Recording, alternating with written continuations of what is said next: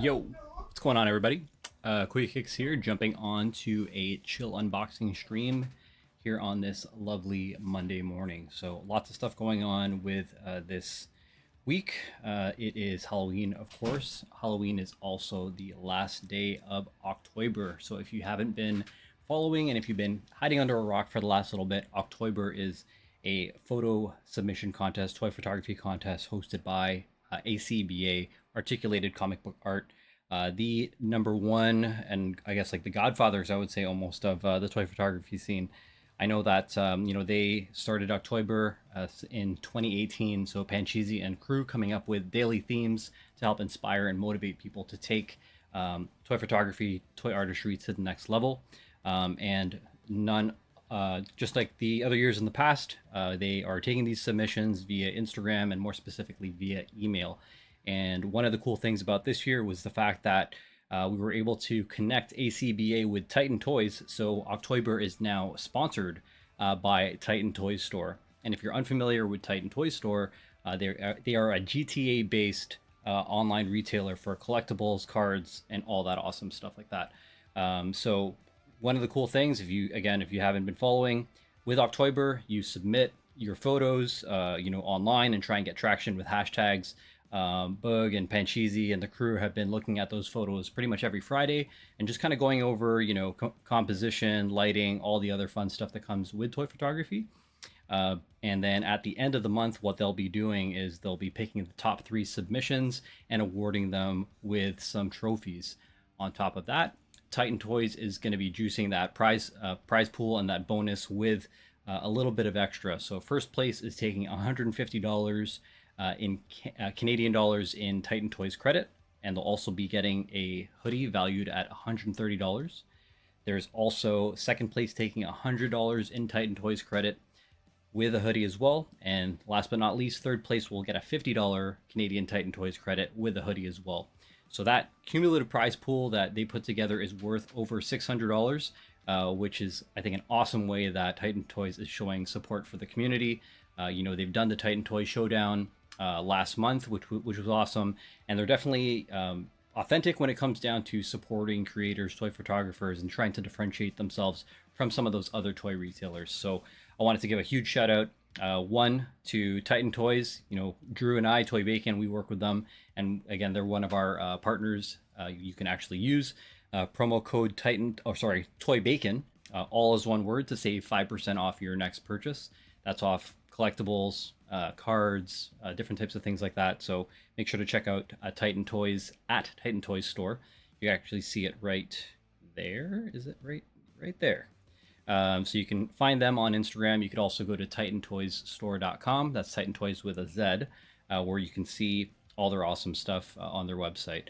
One thing I want to clarify, I know that some people, when they go to the site, they get a little bit of sticker shock. And what I mean by that is they see the prices and it seems a little maybe higher than some of the retailers that you see out there. But the reason why is they have a little bit of a different angle on the marketing, where the tax is actually already baked into the price. So there's no surprises where you're looking at a subtotal and then you get the multiplier of that tax on the price. Pretty much just what you see is what you get. The only thing you're tossing on top of that is the shipping based on your location. But they do have free shipping over, I believe, $250 on their website. But definitely check out Titan Toys Store. Get your October submissions in as well. And that's pretty much the first thing I kind of wanted to get out of the way. The other thing that we want to talk about is this weekend, there's a company that sponsors the league that I work for called Extra Life. Extra Life is the gaming program charity of the Children's Miracle Network hospitals. And they are partnered with pretty much universities hospitals rather, all over North America. The local hospital here that I support is Sick Kids, based in Toronto. And you can actually see the Extra Life logo right over here. This is my neon over here. And a really cool thing that I saw just a little bit earlier online on Instagram is that some friends of mine, between two Sentinels, they're actually going to be doing a 24-hour charity stream. So shout out to them. Extra Life Game Day is this Saturday, November 2nd. That's kind of like their flagship day, but people are pretty much raising money year round. It looks like they're actually going to start their Extra Life stream. Let me just double check here. Matthew. Yes. So Machu and J Shot will be doing their 24-hour marathon stream starting at on Friday, November 1st at 5 p.m. Central Time, and that'll end on November 2nd at 5 Central Time as well. So they'll be streaming on twitch.tv/Dave Wonder, youtube.com/Dave Wonder. So make sure to just take a look at their accounts on Instagram. There's a couple to look at. There's Dave Wheeler, there's jshot_820, and there's also at Machu Toy, one of my fellow Pinoys with Toys that are doing that awesome stream. So I'm definitely going to tune in, and I'm likely going to be doing some type of charity stream myself. Usually I've done fundraising for Movember, but this is also a year that I'm going to be supporting Extra Life. I think I've raised a couple $100 for them already throughout the year. But with this year, I might do something something a little bit different, where there's games, there's toys, and other types of stuff related. Likely not a 24-hour stream, because I don't think I could hold out for that long. But I'll be building out some type of schedule that's a mix of games and toys. So stay tuned for that. And I think we can kind of get into some of the toys that we have here. So enough of me on the main cam, and let's talk about some of the things that we're looking at here down below. And what you can see, of course, are Daisy over here from Jakks Pacific. And then you also have the Hasbro Takara Tomy Ironhide from the 86 collection. And two reasons why these are big things. I think a lot of people understand that I'm a Smash Brothers fanatic. I've been playing Smash Brothers since N64. I play competitively, for like semi-competitively, for at drop-in tournaments and stuff like that. I'll actually be at Durham College tomorrow, actually, for a esports symposium for their students, and it's kind of like an industry panel where I'll be talking to students, talking about my career journey, my college journey, and pretty much how I got my role in esports as the senior director of marketing and partnerships. So this is kind of like a cool kind of play on like me and my Smash kind of fandom with Nintendo. I saw this on the shelf, and she's definitely missing when it comes down to some of the characters that I have from my Smash Brothers collection in the case that I have in the other room over there. Some figures that I'm going to use to compare when taking this out of the box are the Peach from Jakks Pacific, which this is pretty much a full-on remold, repaint, and then this SHF Luigi, just for scale, because Luigi goes with Daisy. So we're going to put these aside for now. The other thing that we're going to be getting into is this Studio Series Ironhide. I know it came out a while back and the packaging is all messed up, but I'm an out-of-box collector anyway. But we will be getting into this figure because I am getting very, very close to completing my Transformers 86 movie collection. There are a couple figures. I think maybe we can get them in the shot over here. So you can see my 86 Optimus. I just unboxed the 86 Ratchet at Drew Olive's place. Drew Olive is my homie, partner in crime for Toy Bacon. And also we have this Brawn over here as well. So once I transform this guy, we'll go ahead and do a size comparison with some of his 86 G1 counterparts. So we'll get into it in just a little bit, but first things first, switching it up, and we're going to get all surgeon like. And what I mean by that is I have been looking for kind of like review gloves and stuff like that, because my hands get like dry, and you don't want to see all the close-ups of nail bits and hair and all that other types of stuff. So I ended up picking up these comfy package black nitrile gloves, and I tried them out at Drew Olive's place at his studio the other day, and they're actually not too bad.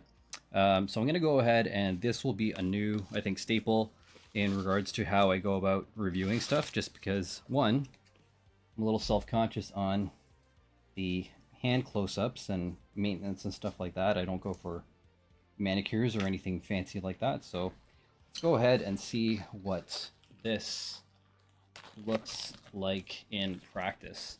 For the first time, again, we did an offline test at Drew Olive's place the other day when we unboxed a couple of the other figs. So we'll go ahead and also get this guy on over here. And we are all set glove-wise.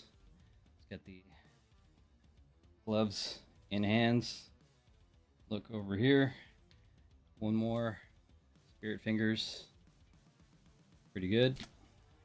And let's go ahead and get into these two bad boys over here.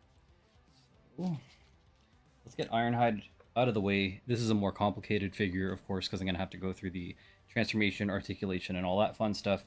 Daisy, of course, is a lot simpler. So I think it'll be much faster to crush this one and get on to the next. So let's take a look at Daisy here, shall we? So Daisy, she is pretty much a Peach clone. I believe her first iteration came from the Super Mario Land series on the Game Boy, because it wasn't Peach in on the handheld. It was actually Daisy, and then she's kind of been, you know, positioned, I guess, as Luigi's love interest or something like that, where, you know, it's Mario and Peach, of course, and then, you know, there's Luigi and Daisy. So you see her in, you know, a lot of the games like Mario Party, Mario Kart, other types of stuff like that. She is also an echo character for Peach in Super Smash Brothers. So you can go ahead and, you know, pick between both of those characters. Originally, Peach had a reskin or recolor, I believe, from the previous games, and then they made her into an echo fighter. They had subtle differences in the beginning, from my understanding, of when the game first came out, but then they went ahead and pretty much just balanced everything, you know, like her damage ratio and hits and stuff like that are pretty much one and the same. So I believe, correct, if you know, correct me if I'm wrong, but I do think that Peach and Daisy are pretty much identical characters with slightly different skins in Smash Brothers. But feel free to, again, correct me in the chat there. So let's take a look at the packaging. You have Super Mario up here, ages 3 and up. Super Mario branding right on the top over here. She is in her front kind of like blister kind of pack here. What else? You know, she looks pretty good in the box. It was the only one that I found, but it was on sale. Can't recall. Oh, there we go. Usually around 15 bucks. Picked it up at either a Marshall or a Winners for half that price. So decided it was a good pickup. Cool thing is that she comes with the Starman. I believe that's called the Starman item, which I don't have. I have a bunch of shells, I have a bunch of bananas, other types of stuff from Mario Kart, from the Mario games, so that's a nice little addition from an accessory perspective. And then, again, if you look at her really close, you know, she looks pretty good, just general paint apps, but it's not a highly articulated figure, so, you know, we'll be able to crush that out pretty quick. It says Daisy with the Superstar and a whole bunch of other fun stuff below. The Jakks Pacific logo, Mario logo, Daisy again, the legal usual stuff here. And then last but not least would be the back of the packaging. So you actually have the official Nintendo seal of approval there. You have the photo of Daisy. A little bit of a description here. Daisy with Superstar. Daisy is the sassy princess from Sarasa Land. Again, that's from the Super Mario Land. She's always up for a challenge, whether it means competing at tennis, golf, or racing around in a cart, which is basically what I went through a few minutes ago. So they're talking about a couple of the massive 6 points of articulation, which are looks like a neck swivel, a hip swivel, you have an elbow joint, and that's pretty much it. So you can see a whole bunch of the other things that she comes with here, or that are in this line rather. Mario, right over here, but I already have this SH Figuarts Mario, so I'm good with that. Koopa Troopa, I have a couple SHF versions of those, and I have a couple Shy Guys, but, you know, I don't have a lot of the Koopalings. I have enough of them to make me happy, at least. Daisy, which is what we're looking at now, and Luigi, of course, which is, you know, part of that line. But just like the Mario, I do have the Luigi SH Figuarts, so I'm not gonna. I used to have these, actually sold them a while back. I'm not gonna repurchase this. I also did end up getting, I think it was Yoshi, or one of the other figs that actually came with a pre-order bonus that came with the little 1-up mushroom as well. So no need to pick up any of the other Jakks Pacific line. But let's go ahead and open this bad boy up, trying to figure out the easiest way, and maybe it's through the bottom. Probably gonna scrap this, so I'm not too fussy about, you know, the damage on packaging or any of that type of stuff. Just gonna go ahead and just tear this sucker open. Sorry if that pains you, but that's not something that I'm worried about or that I care about too much. So packaging, we went through this already. If you want to see that again, you can watch that on the replay. See you later. This too, see ya. And really, again, it's these two pieces that you have inside the tray, which, as mentioned, are the Starman and the Daisy figure right in the tray. So let's go ahead and pop those out. Easiest way is just to grab this back piece and to use your thumb, press that out, and there's your Starman accessory. Put that off to the side, and then we'll also get Daisy out. Same thing, the dress is the biggest part that you need to kind of push out for leverage. And let's get this noisy tray out of the way. See you later. And here is Daisy. Looks pretty good. If you're joining, say what's up in the chat so I know who's around. If you are a Mario fan, if you are a toy collector, if you are both, please do let me know so I know who's in the chat and we can see what's good. But again, having some fun here, unboxing Jack specific figures, some Hasbro figures, talking about October ACBA, Extra Life Charity, and some other stuff.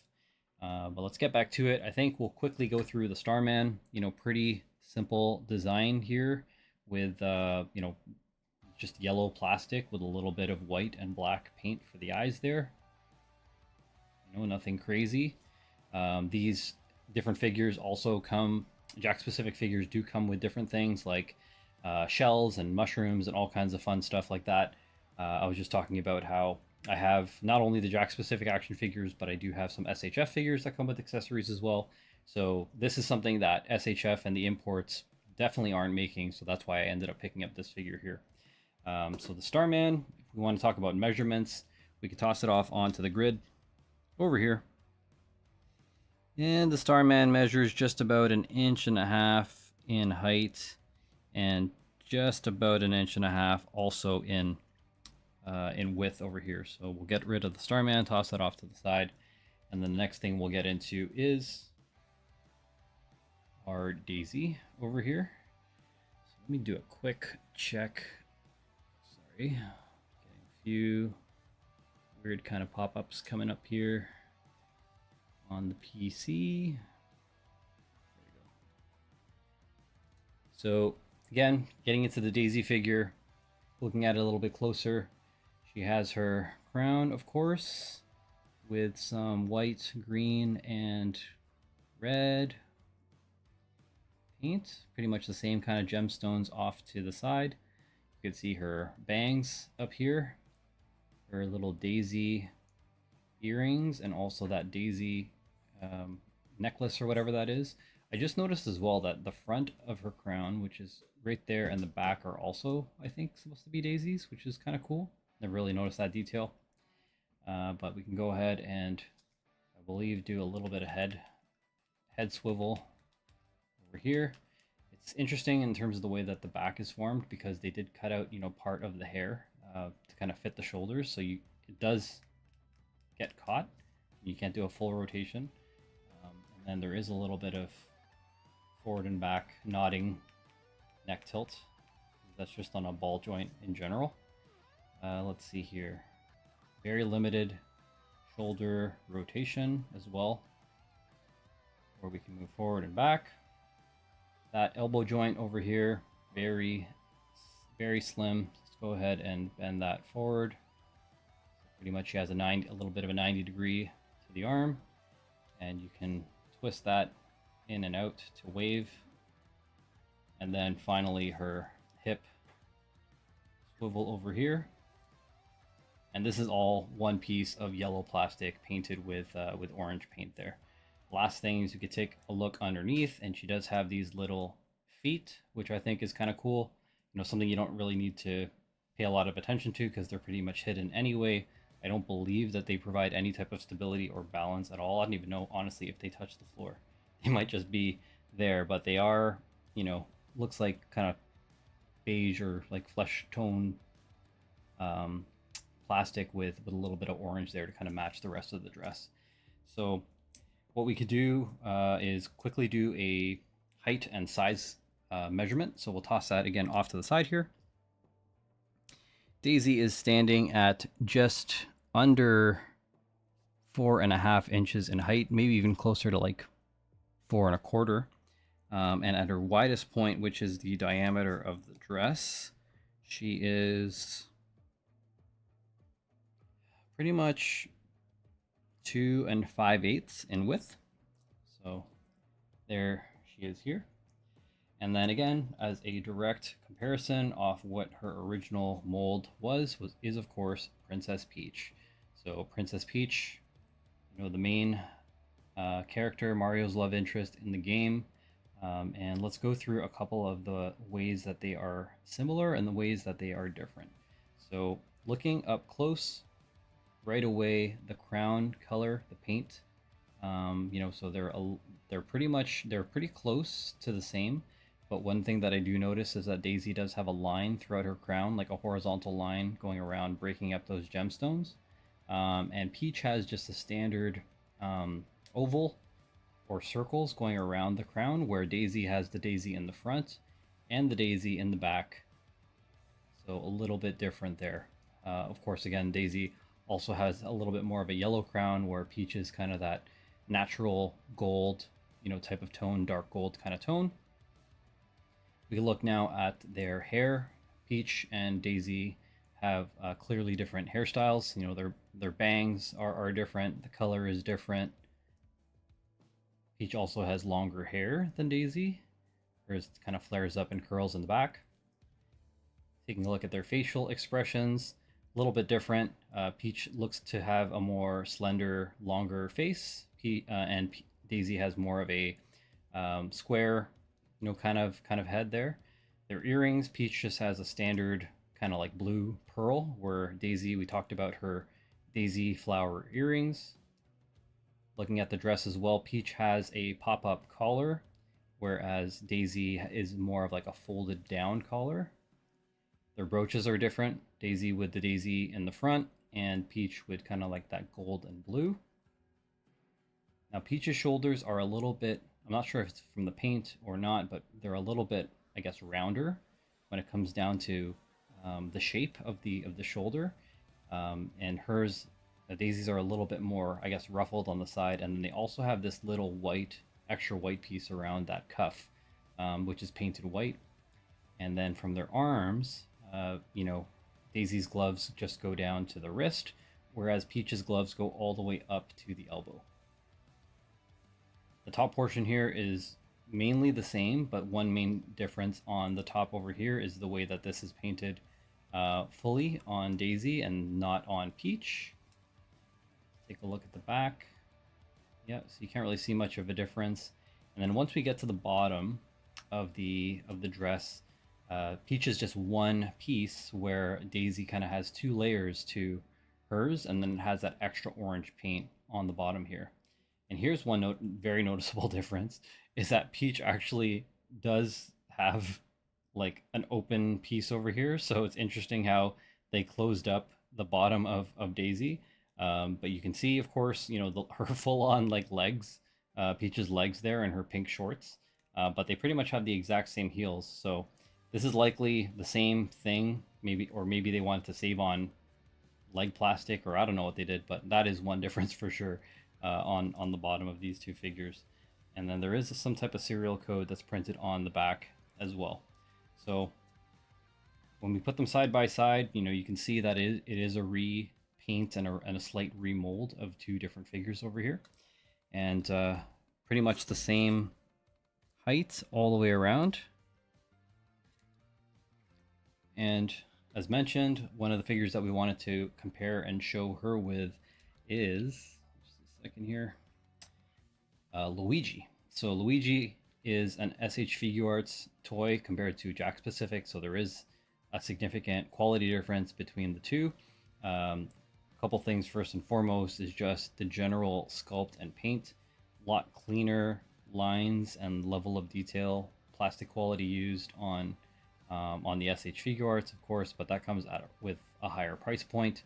More articulation, because this Luigi figure has a slight butterfly kind of joint in there in the shoulder, and then also comes with interchangeable hands. So he has open hands and closed hands. There are no accessories or anything you can really do with Daisy. Um, and then there's also this back part of Luigi that comes out to add a flight stand if you want to get him into a jumping pose. So, but side by side, I think that these work very well in regards to the size and proportion. Um, I pretty much picked up this Jack specific Peach because I think that it went well with the SHF Mario, and I don't think that these look too bad themselves. Actually, I think they look really good together. So really happy with this pickup. You can see Luigi as a little bit of a ladies' man over here with the two princesses, and I think that those scale very well. So happy with these. Again, I ended up picking this up as mentioned at like pretty much a bargain bin, usually 15 bucks or so, and picked it up for $7.99. I thought that this was a good addition to my collection from a Mario perspective, and not just the Mario perspective, but also just my Smash Brothers collection and Nintendo collection in general. So the next thing that we want to get into is, now that we've wrapped that up, is our Ironhide. So again, Studio Series 86, one of the collections that I've been trying to round out for the last little bit, and really excited to pick this up. I know one big TF collector that's also part of the Titan Toys family, Danny Green Collects. Definitely check out Danny Green's feed, and he works for Titan Toys. So if you're ordering from Titan Toys, he's likely picking and packing your orders. So show Danny some love. And if you're just joining in the chat right now, do let me know who's here. Say what's up. Are you a collector? Are you a gamer? Let's have a chat, a chill chat about what you're into. And if you're just joining as well, there is something called October ACBA, which is sponsored by Titan Toys store, which Titan Toys is a Toronto-based retailer. They are sponsoring October, which is a photo challenge ran by ACBA. So definitely take a look at the hashtag. Where are my hands? This way. Take a look at the hashtag here, October ACBA, and then at Titan Toys store. Tons more information that you could find online. At the end of the day, you could submit your toy photos to ACBA. They'll hook you up with some trophies, and Titan is also throwing in some Titan Toys credit there, where you can get $150 Canadian for first place, $100 for second, and second $50 for third. All three of those prizes also come with Titan Toys hoodies, which I think is pretty sweet. That total prize pool is over $600. So if you're into toy photography, take a look at that campaign right there. But let's get back into our Studio Series Ironhide.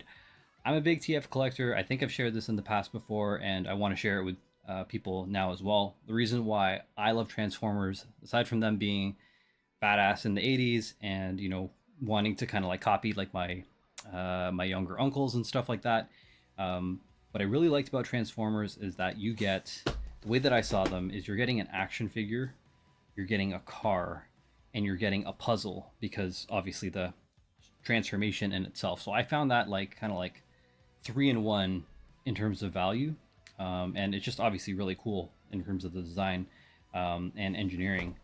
So I've been working on my 86 movie collection. I think a lot of my stuff is pretty much Bayverse, Beast Wars, and stuff like that. And I never really followed the, I guess, G1 stuff, because I didn't like the basic articulation of the original G1 releases. And even when they started going with all the chug type of stuff, it just still didn't speak to me. It wasn't enough for what I personally wanted. And the only way to kind of get G1 accurate figures and articulation was to buy things like either Masterpiece Transformers or third-party Transformers and stuff like that, Fans Toys and all those other great brands, which are just out of my budget. So I stayed away from those completely. I started a little bit of a Legends collection, so the smaller collection, and just kind of waited. And sure enough, Studio Series started knocking these 86 movie figures out of the park. And now I am pretty much fully on board. So I know this is an older figure, but I did pick up a couple different figures I think I talked about in the past. So this one here, this 86 Optimus Prime Commander class, I unboxed a little while ago. He's on display behind me over here with 86 Ratchet. So these bad boys right over here. And then finally, right beside is our buddy Braun, so a smaller bot over here. So I'm making some pretty good headway with the G1 Season 1 collection, and Ironhide, of course, is here to kind of help round those out. Ironhide, of course, is also pretty much the twin, of Ratchet. So these are going to be identical. So once I transform and unbox this guy, you'll see what I mean, that they're one and the same. So let's move these aside for now. And the other thing I want to do is, I'm making some pretty good progress on my, not just the 86 G1 Season 1 stuff, but also the movie collection stuff. So I have my Springer, I have my RC, I have my Hot Rod, I have my Commander class, Ultra Magnus, and a bunch of things. I also have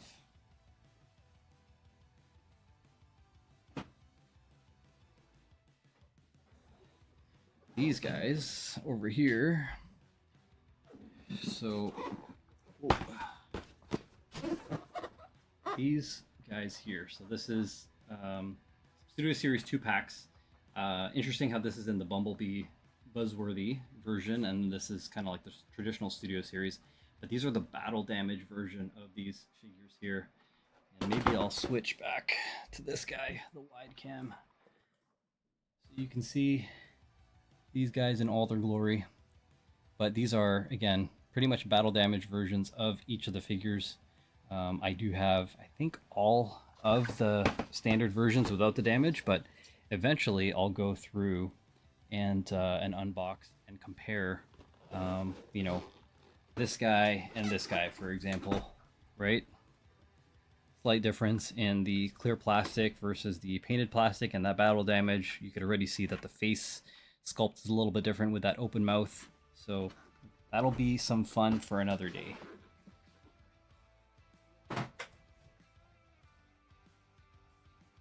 Let's get back to the task at hand, shall we? Go ahead and let me grab some scissors, just a sec.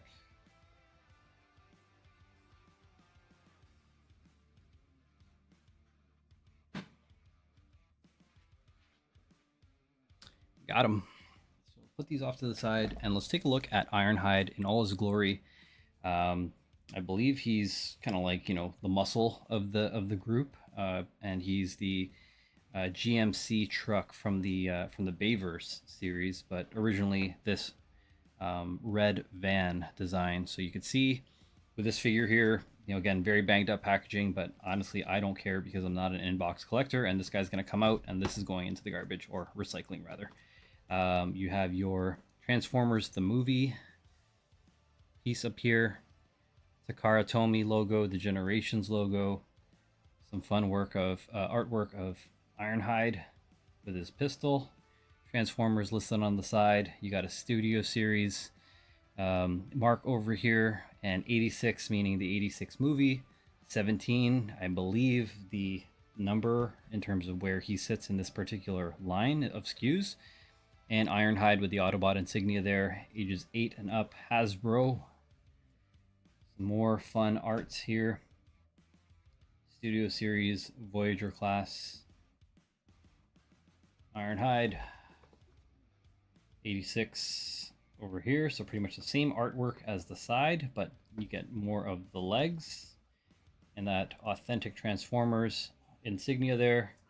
On the very bottom, you got all this legal fun stuff here.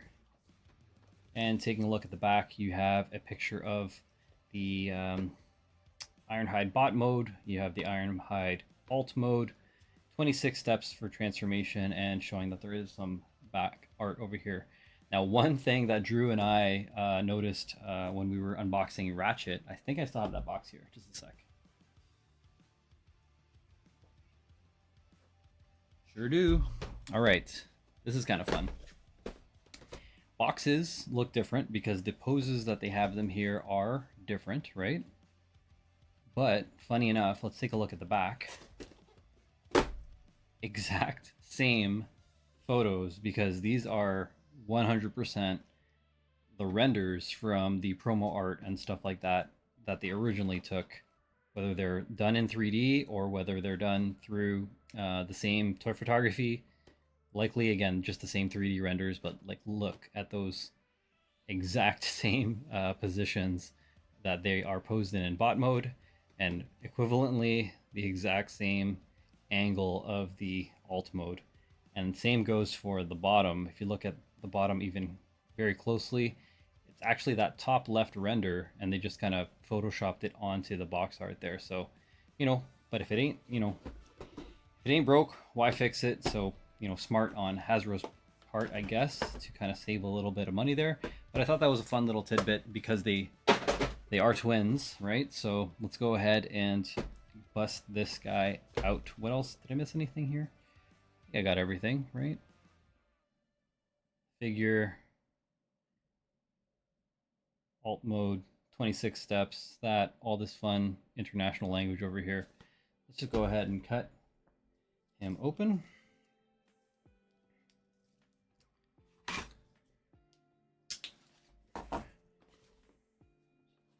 And open this up. Get this tray out. And the backdrop piece should be something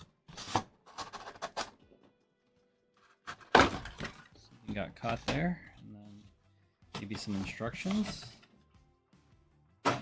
See a box, some legal stuff that we don't really need to keep. Instructions that we will keep. 26 steps, I believe, if I'm not mistaken. But yeah, we'll go through all that fun stuff to get him into his alt mode. And yeah, it's cool. It's kind of interesting how they kind of have both of these, this tray on tray kind of thing. One thing that I am curious to know is why they put tape on the back piece over here. And I don't know if it's to kind of protect, maybe if there's like paint rub, or if that's gonna, the back of the figure, the pegs on the figure, or maybe, coming into contact there, but I don't know, you tell me. But this is pretty much that display stand where you can toss a figure on. This takes up too much space. In my mind, I'm probably just gonna scan it and maybe use it for a digital background or something like that. I don't really think I'm gonna keep this for any purpose. All my figures are displayed out of any type of packaging and in my glass case or behind me or in a wall, or they go into a Ziploc and stored for safekeeping. But here's Ironhide right in the tray. Looking pretty good. Not seeing anything noticeable off the bat, but we'll see how that looks like when we bust him out. Take a look at the articulation, see if there's any things that aren't pegging and tabbing into the right place. Let's go ahead, and first there is something tucked away in the back, and I'm 99.9% sure that these are his pistols. So we're gonna go ahead and get these out first. What you got? What you got? Oh yeah, 2 painted pistols here, identical to each other and also identical to the ones that you get with Ratchet. I could confirm that. Again, I didn't stream that. I recorded that one offline.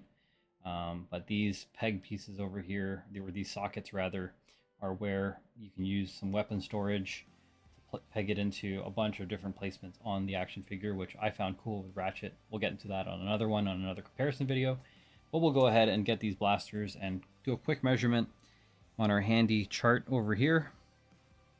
Now it measures 5/8 of an inch in height and pretty much 1 3/4 inch in length. So go ahead and put these 2 blasters off to the side. And let's cut Ironhide out of his display, shall we? So let's go here, and that's 1, that is 2, let's get right in the front, 3, 4, 5, 6, and I know there was something around the shoulders, but let's get them out. I think it's certainly not all of them. I guarantee you there is something else. Come on. There was, at least with Ratchet, I know there was like a rubber band somewhere around the shoulders that I thought I left behind, but maybe that's something unique to Ratchet. Sometimes they have these little clear plastic rubber bands somewhere to kind of hold things in place, but I'm not seeing it here. So maybe let's go ahead and let's continue. So let me just clear this workspace, get all these little plastic pegs here. Had a little recycling.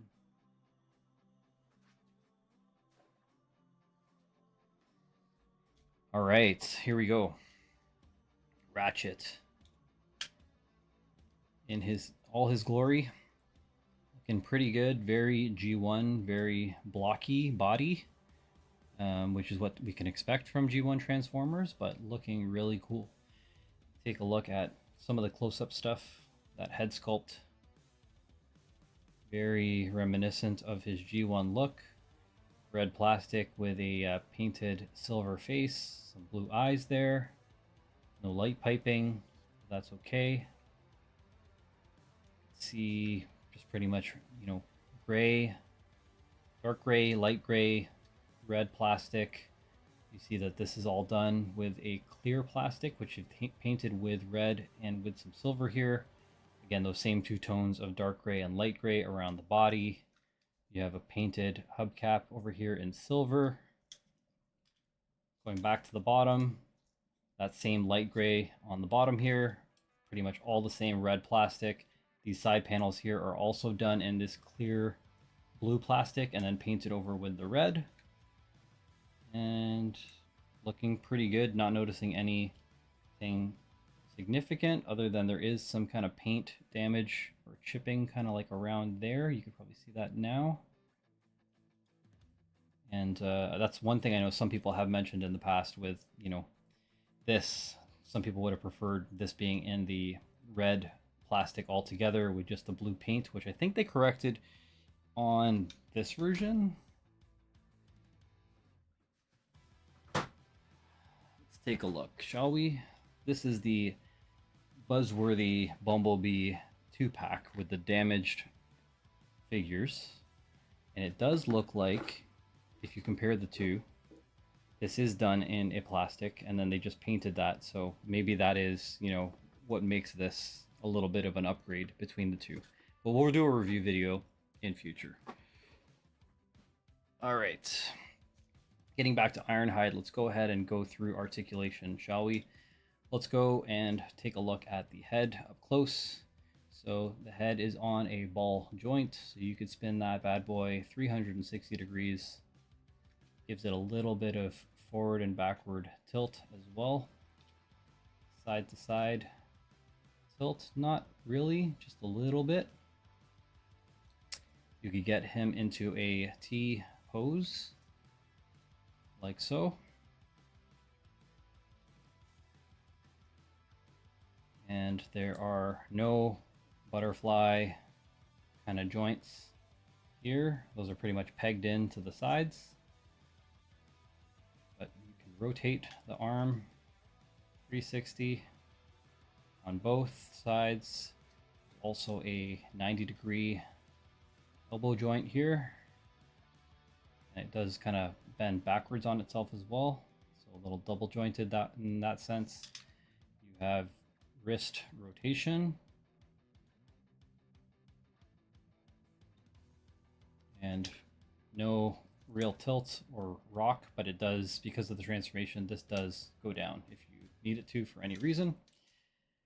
Taking a look at the body over here, you do not have any ab crunch, but you do have waist swivel. This hip skirt front piece is all one piece, I believe. Yep. So that opens up just like that, and that just gives you additional clearance to be able to kick up your leg that far, and you can go back that far. You do have kind of a thigh swivel over here on both. And then let's check out the knee articulation and go ahead and bend it back. So you have a 90-degree knee joint. Nothing in the way of calf cut or boot cut or anything around this area, but you do have some ankle rocker first and foremost. Right. So you can get a pretty wide stance if you wanted to.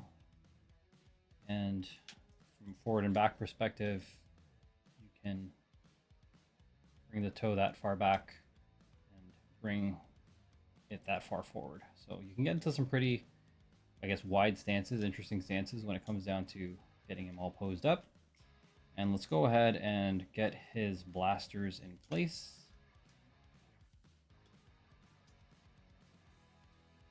As you can expect, this peg goes into that socket, holds one blaster like that. Same for the left over here. There we go. So, quote MGO, pew pew bang bang, pew pew bang bang. MGO is one of my favorite Transformers YouTubers, so definitely check out his channel. He gets all the fun stuff. But there's the double blasters. And then there are some fun places for storage, weapon storage, when you don't want him holding on to these.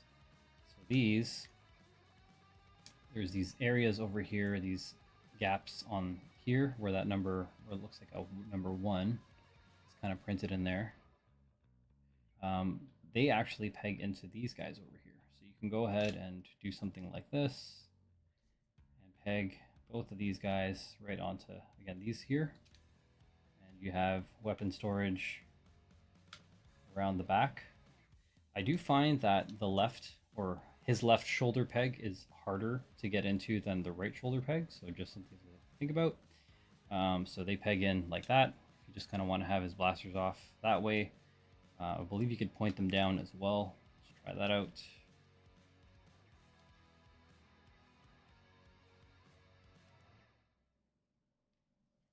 So that's a little bit more discreet on the back. If you want to do it with, so it's pointed down, let's do both down. So they're not as visible from the front. There you go. Right? It's nice and tucked away. You don't really notice that. That's pretty cool. And then there's also, if you wanted to, you can peg them onto his the bottom here, these little back of the calf kind of thing. So go ahead, pull these off, and then very similarly, these pegs that are on the back of the leg, go ahead and plug these in, just like that. Exact same socket right over here, plug that in, and there you go. Nice clean weapon storage for Ratchet. Doesn't change his silhouette much, and again, you don't always need to have his blasters in hand or on his back. So kind of cool. I think that, you know, you are given 2 different options to store your blasters. And yeah, so I'm digging that. So now that we are through pretty much all the articulation and all this other fun stuff, I think we can go ahead and get him transformed. So he is, we can compare him with his other G1 bots. So let's go ahead and roll out our 26-step transformation process, shall we? All right, here we go.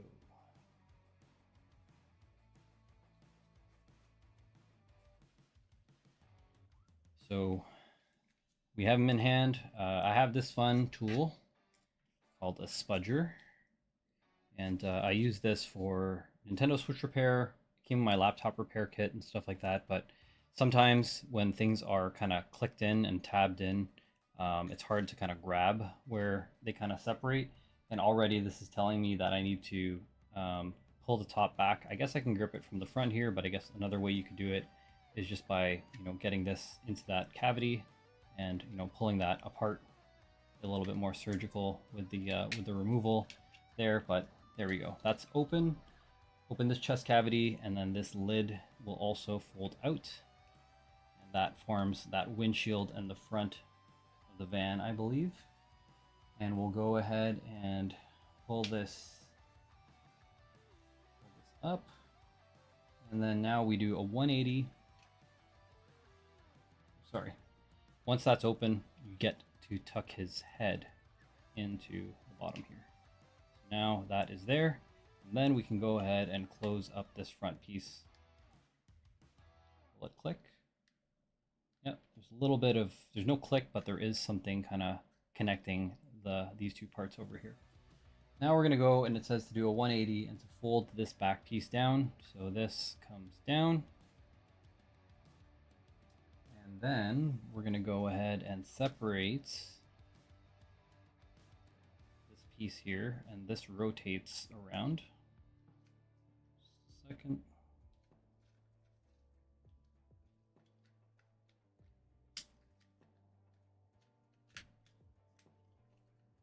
Hold up. This folds down. Sorry. These arms come around. They lock behind.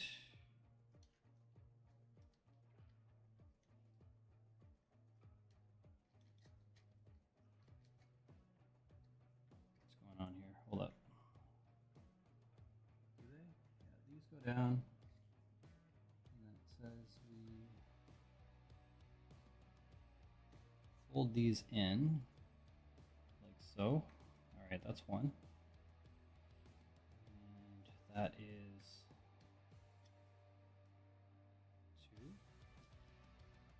we're going to go ahead and connect the back.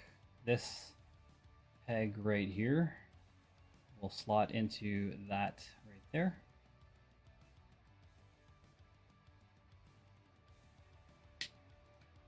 All right, so that is connected. These are all pretty much almost flush.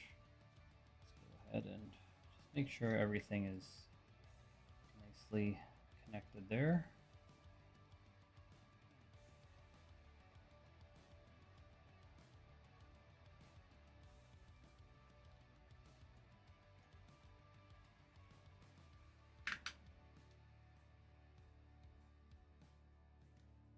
Actually, one thing I missed here, there are these little pieces on the inside, so we do want to go ahead and flip them out.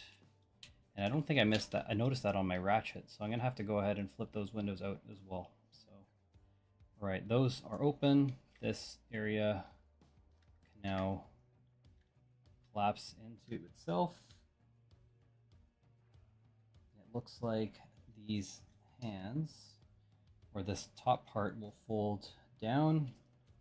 This is exposed this way. And it looks like we do a rotation.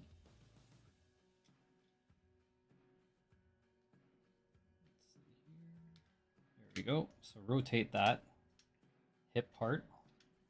And now this looks correct. Now it looks like we turn this here, and then this part that was on the back is going to click into the front of the van here. So there are these two kind of peg shaft pieces over here, and then these little slits on the side. So those all come together and they should click into place. And that looks nice and snug. So that's looking good. We're going to go ahead and, as we do a 90-degree, take a look at this, and it's telling us to move the arms down, which we've already done.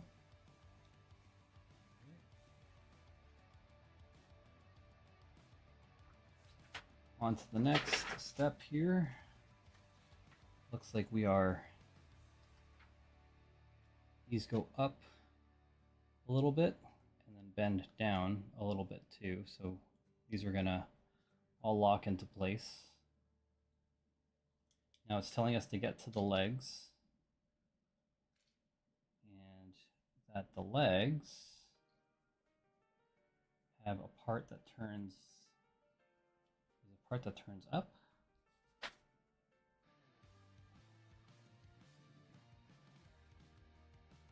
The hands turn in. So we'll go ahead and push these hands away. I'm actually going to tuck them away now. This comes back around. Now we have the legs. These fold up. That's one, and that's two. And then these two pieces also fold up. That's one leg, and that's two. And that allows us to see some open doors. Let's see here. Where are those doors?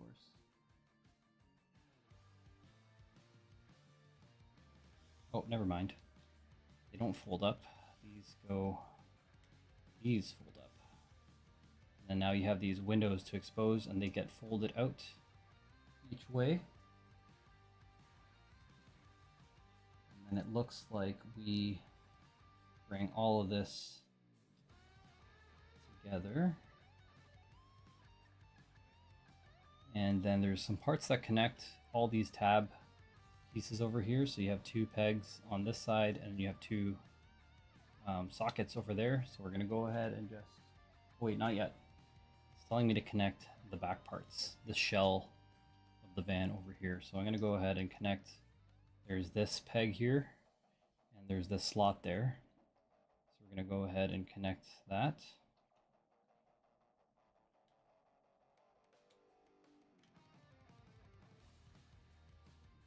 Or not.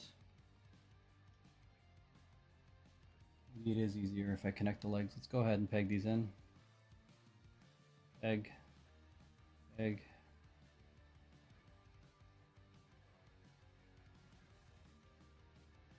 There we go. So you need to move these leg parts a little further back so they have more clearance to get this clip action going. Now you can see how they're locked into place from above. And then now that kind of sits flush on the very top. And then there's also that peg right here and that socket right there. And then those two come together as well. And then that forms a nice flush back part over here. So now that that's all connected, it is saying that we need to bring these pegs here on the side, that peg and this peg over here, and connect it into these sockets on the side here. So let's try that. Let's go ahead and figure out how to make these come together.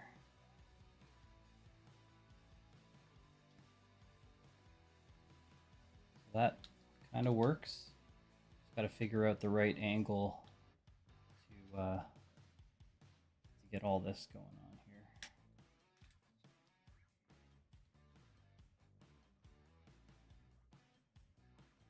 I think that's right. It looks pretty flush on both sides.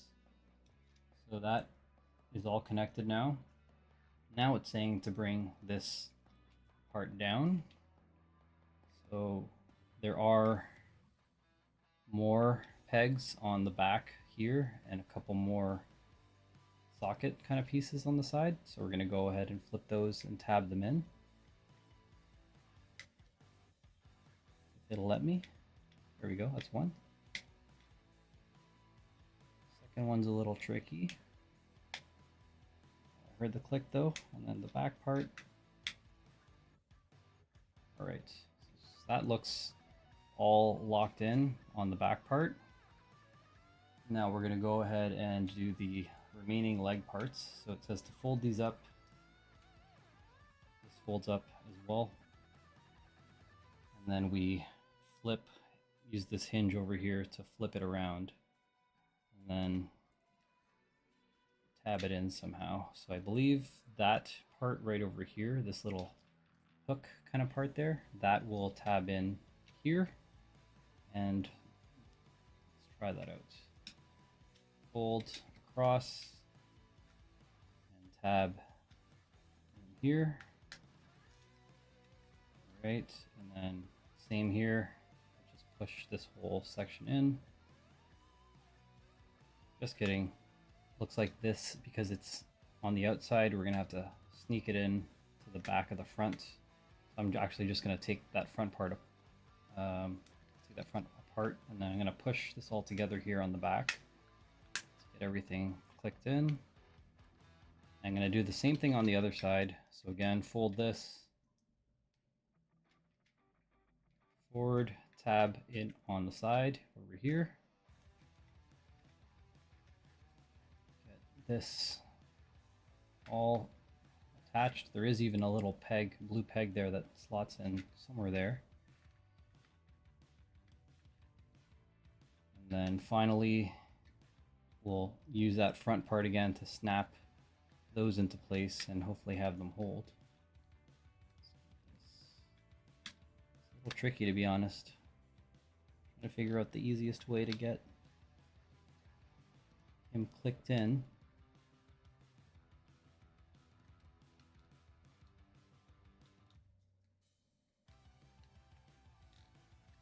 With the IRONHIDE. There we go.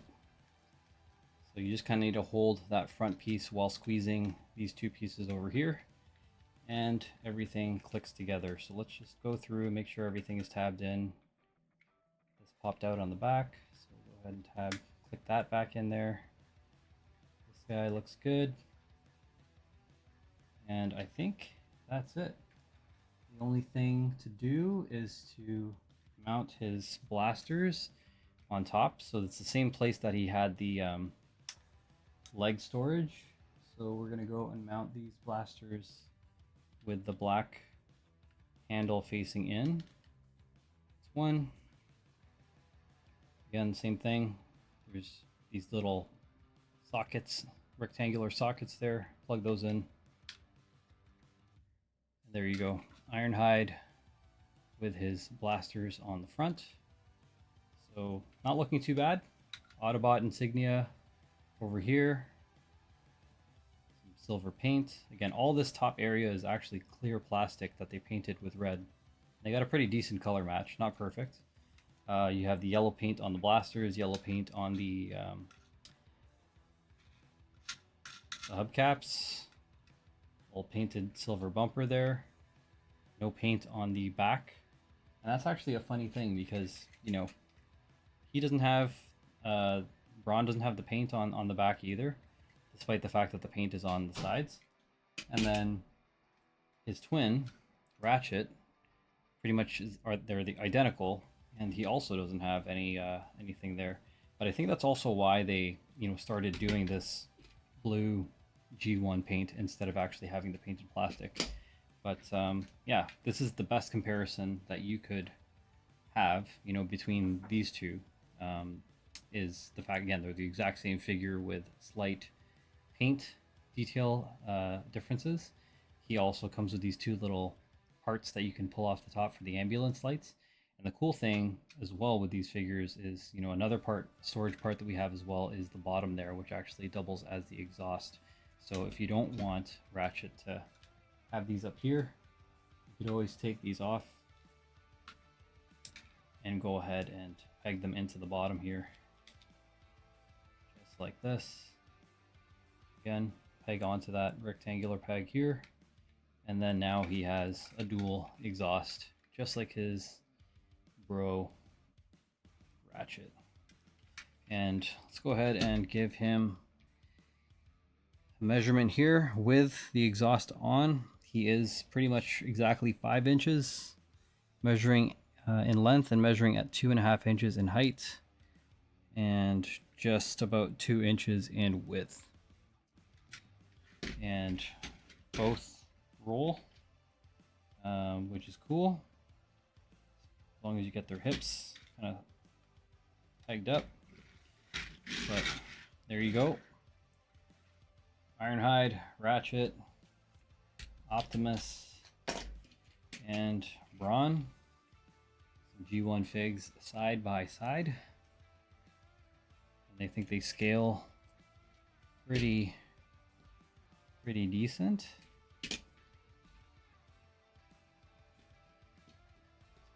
These guys here.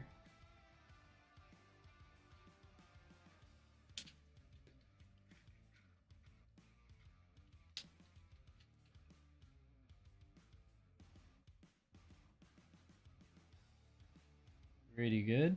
I like it. I think that works.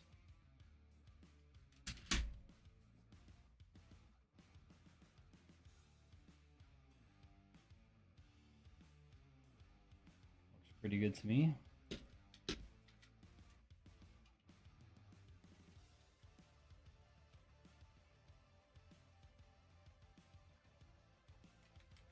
There you go. Studio Series 86 Ironhide. So I'm just gonna go ahead and use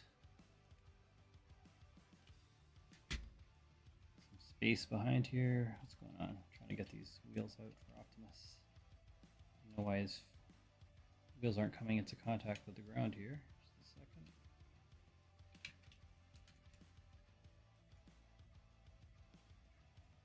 Let's go and switch cam to top, and we're gonna go ahead and put these bad boys in a row.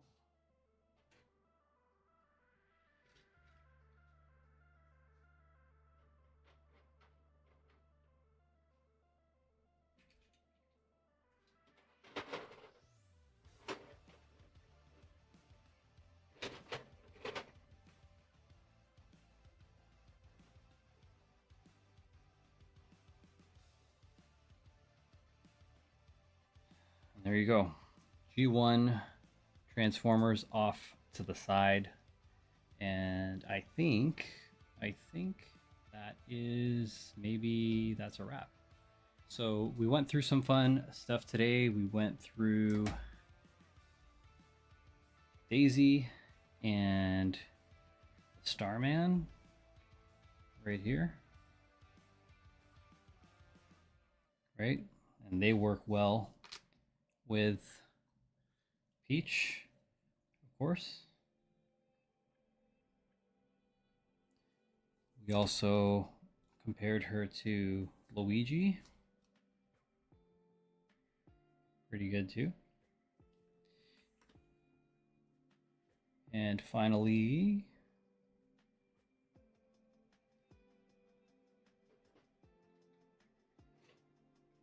Ironhide to round out the 86 collection. Here he is with the Commander Class Optimus Prime. I think those scale pretty well.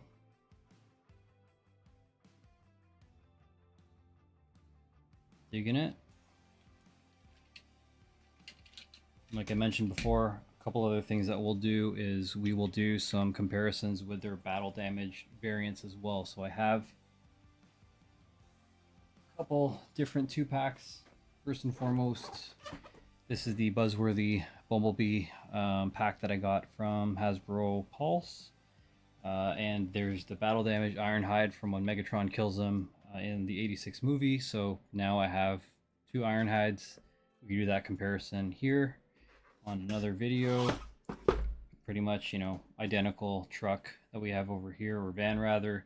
Main difference is some of the paint apps. He's missing this yellow piece over here. This is all red plastic with the blue paint decals versus having this all clear plastic with the paint, red paint applied on top. And then also what we'll do is we'll go ahead on a future stream and unbox this guy. Just a second. This is our other 2-pack from the Studio Series movie. Interesting how that one's the Bumblebee Buzzworthy and this one is not. This one is more in line with the standard Studio Series, but you have Brawn and Ratchet, again, also shot by Megatron in the movie. You have their counterparts as well. These are just their standard Studio Series issues. So I'll do a review. I have Prowl, I think, coming in the mail. I ordered him a while back, and he's at my buddy's place in New Jersey, who's shipping it over for me. So once I have all 4, I likely will do a standard Studio Series issue and a Battle Damage comparison. But otherwise, the G1 collection is looking good. You can see top down with all these fun bots over here. These are just the season 1 bots that I have. Technically, they're from the movie, but I have Hot Rod, RC, Cup, Blur, Springer, Ultra Magnus, and a whole bunch of G1 movie toys that I got to get through as well. And I was saying earlier in the stream that, I started collecting Transformers back with more so G2, because that's the age that, I was kind of getting into those. I wasn't old enough for the G1 figures other than the hand-me-downs that I got. The other Transformers I got to, of course, was Beast Wars or Beasties here in Canada. That was actually animated by the studio that did a reboot. I think it's Mainframe Entertainment, based out of British Columbia, years back. So really cool, growing up and knowing that like one of the first, or the first, I think Reboot was the first 3 animated TV show ever, was based out of Canada. So that's pretty cool. And then I kind of fell off. Then the movie came back in 2008 with Shia LaBeouf, the Bayverse type of stuff. And I still have a whole bunch of Bayverse things I really liked, because the alt modes were actual cars. Bot modes, obviously not a lot of people's favorite. And I stayed away from, Generations and Chug and a whole bunch of other types of like stuff in general when it came down to Transformers, because they did not depict the Transformers that I grew up with, and all the G1 stuff just didn't have the articulation I wanted. So I kind of stayed away from G1 in general. And I think if I had the money, I probably would have got into Masterpiece Transformers and third party like Fans Toys and stuff like that. But those are just way out of my price range. So when they started issuing these Studio Series figures and seeing how good they looked, and for the price point they are, that's kind of when I decided, all right, I'm going in. It started off with the movie figures, more specifically Hot Rod, Ultra Magnus, RC, Cup, Blur, but then they started crushing it with all the season 1 bots, like the OGs that we have here in front of us right now. So these, I think, look great. I'm trying to think of any other critiques that I have. I guess the only thing is that there's probably not enough Decepticons. I know that there's no Megatron. We don't know what's happening with him, because having a gun this day and age as a toy is controversial. Soundwave, they just released a Legacy pack, I believe, that has 1 figure and 3 cassettes, and I think it's pretty much the Netflix version of the toy reissued again. So they've already pumped that mold out a couple times. The Seekers, I believe the last ones they did were through Earthrise. I have the Coronation Starscream, and the Thundercracker and Skywarp are like an arm and a leg now. I think they're like $200 plus, which is crazy. I'm not paying $100 per Voyager. So we'll wait. Maybe that'll get a reissue. But there aren't a lot of villains that I could think of. I know that they're doing another Galvatron, which is more movie accurate. I'm happy with, I think, the Kingdom Galvatron, which I got on Amazon for like $27 or something like that US. So I'm not going to pay $60 to $80 for a repaint of something that I already own. So that's the only gripe, is like they do definitely need to catch up with the Decepticons. I would prefer to have a Studio Series animation accurate Soundwave, but we'll see. I don't know if I've seen anything like that in the next little bit. If you're following Hasbro Pulse, they also talked about releasing Devastator. So that is a new Studio Series release, starting with 2 figures, or all 6 figures are coming out next year, I believe, to April to July to September or something like that. So pretty much every other month they're releasing 2, which I think is kind of cool. And I didn't get into Titan's Return or any of those combiners when they were first issued years back, and I know that the Combiner Wars version isn't as articulated or as detailed as the new one. So this is kind of a good way to kind of get back into and get some more, I guess, of the enemy bots. So I might just have to pick up the Constructicons so I can balance them out with the Autobots that I have over here. But yeah, let's talk really quickly about why I jumped on the stream again today. and why I've been trying to be a little bit more active. I work with a company called Toyz. They are based out of Etobicoke, just outside of Toronto here. And Drew Olive and I, Toy Bacon, right here, we try and help them out with some content. And there's some awesome guys that work there, and we want to support the business. And another thing that we love is toy photography. So if you're not following Drew Olive, so that's Drew underscore Olive on Instagram. He's an absolute madman behind the lens. One of my boys since grade 6. Shout out to Drew. Awesome with the toy photography. One of the things that he brought up was a brand called ACBA, Articulated Comic Book Art. And they are like OGs. They know their stuff when it comes down to toy photography and all that other types of stuff. And so Drew, and I kind of got into it. I moved more to like gaming and streaming and stuff. Drew is still killing it with the static photography.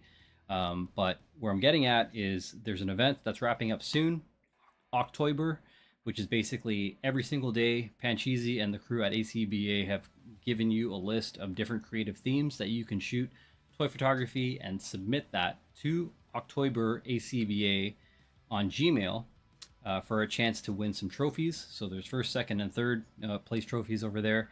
And we hooked them up, connected them with Titan Toys store, and Titan Toys added to the prize pool. So on top of those trophies that Pancheezy and the crew are printing, Titan Toys will be giving $150 in Canadian store credit and a $130 hoodie to first place, $100 Canadian store credit, and a $130 hoodie from for second place. And third place will be taking home a $50 Titan Toys credit Canadian with a Titan Toys hoodies. And again, these hoodies are amazing. They're designed by an artist named Young Lead. He picked some amazing garments, some crazy embroidery work that they have through the front. There's pocket stitch, like hem tags, and also back prints and stuff like that. So the quality of these hoodies are incredible. I rock it all the time. So first, second, and third will also be taking home those hoodies with their store credit prize. Altogether, that accumulates or amounts to, I think, over $600 Canadian in value, which I think is incredible.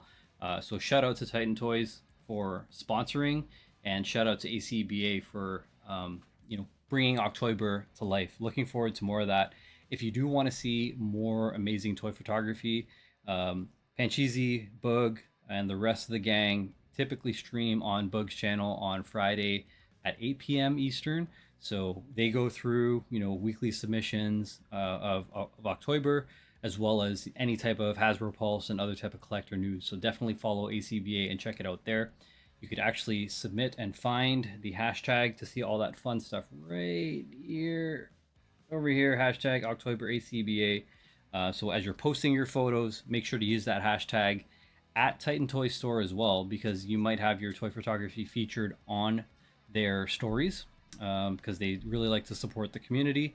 And just make sure to crush those photos and make sure ACBA and Titan Toys Store know about it, so that you have a good running shot at getting your work recognized, shared, and maybe taking a couple prizes home.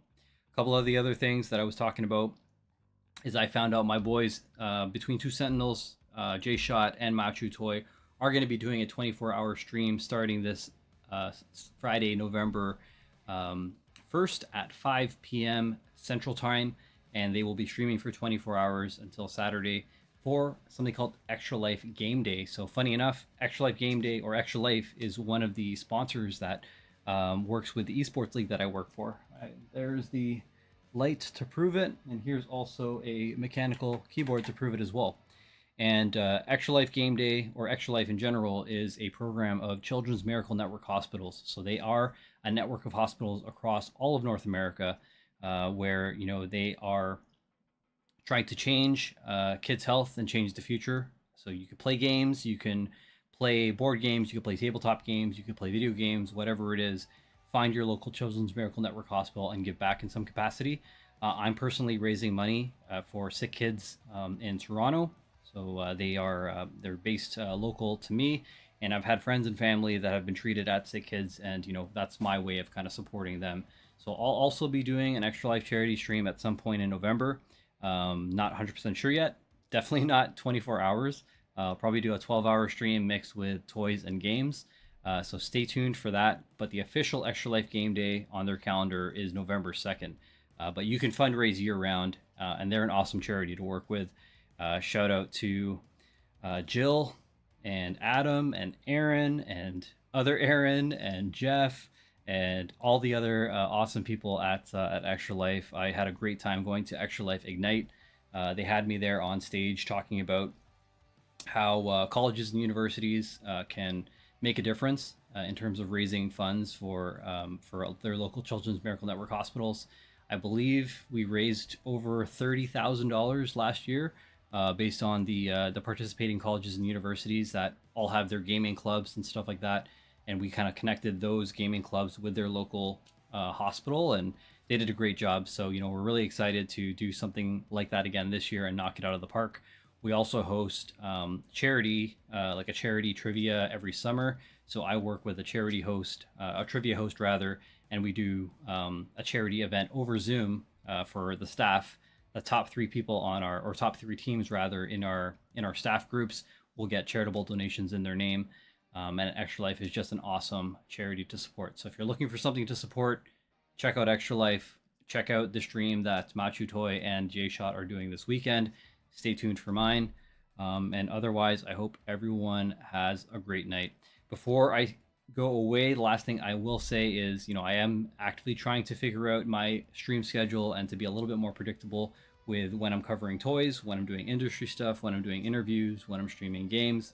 So I'm doing my best. At this point, I'm just kind of streaming when I can. But if you have any feedback, do let me know in the comments. That would be super appreciated, or shoot me a DM. The other thing too is your comments, your likes, turning on notifications all make a difference. I'm still trying to grow this channel to some capacity. So maybe hopefully hit 1,000 subscribers before the end of the year. Fingers crossed. And if you have suggestions, or if you want to be interviewed, or have anything else to share, again, don't hesitate to reach out. And I'd be happy to have a convo with you. So hope everyone has a great night. Thanks for tuning in, and we'll catch you on the next one.